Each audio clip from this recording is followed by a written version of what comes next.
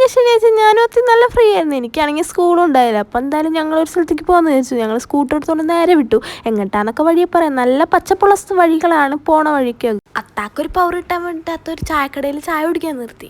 ഞാൻ കുടിച്ചില്ല, എനിക്ക് ചായ കുടിക്കാനുള്ള മൂടൊന്നും ഉണ്ടായില്ല. അത്ത ചായ കുടിച്ചതിന് ശേഷം ഞങ്ങൾ നേരെ വിട്ടു. പോണ വഴി തൃപ്പയാർ അമ്പലനട കേട്ടോ. അമ്പലനട കാണാൻ നല്ല ഭംഗിയുണ്ടായി. പറഞ്ഞ സ്ഥലത്ത് തൃപ്പയാർ വൈമാളിലോട്ടാണ് കേട്ടോ വന്നത്.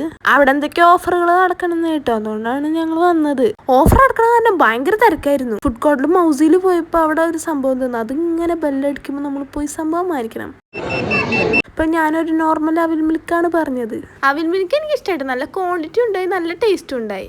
അതൊക്കെ കുടിച്ചതിന് ശേഷം ഹൈപ്പർ മാർക്കറ്റിലോട്ടാണ് പോയത്. അവിടെ ആണെങ്കിൽ കാലുത്താനും കൂടി പറ്റുന്നുണ്ടായില്ല. അവിടെ ഒരുക്കത്തെ തിരക്കായിരുന്നു. ഓഫർ എന്ന് പറഞ്ഞിട്ട് എന്താ കാര്യം? എനിക്കൊരു സംഭവം പോലും വാങ്ങിക്കാൻ പറ്റിയില്ല. ബില്ലടിക്കാൻ തൃശ്ശൂരിൽ നിന്ന് എറണാകുളത്തേക്ക് വരണ പോലെ ആയിരുന്നു ക്യൂ. ഞങ്ങൾ അതിൻ്റെ ഉള്ളിൽ കയറിയിട്ട് തിരക്ക് കാരണം കാട്ടു നിൽക്കാനും പറ്റുന്നുണ്ടായില്ല, ഒരു സംഭവം എടുക്കാനും പറ്റിയില്ല. ഞാനത് തിരക്ക് കാരണം മാളത്തെ വേറെ ഷോപ്സിലൊന്നും കയറാൻ നിന്നില്ല. ഞങ്ങൾ നേരെ സ്കൂട്ടർ എടുത്ത് സ്ഥലം വിടാന്ന് വിചാരിച്ചു. ഉച്ചയ്ക്ക് ഇറങ്ങി ഞാനും അത്യാ. ഞങ്ങൾ ഇറങ്ങാൻ അത്യാവശ്യം നേരം വൈകി തിരക്ക് കാരണം.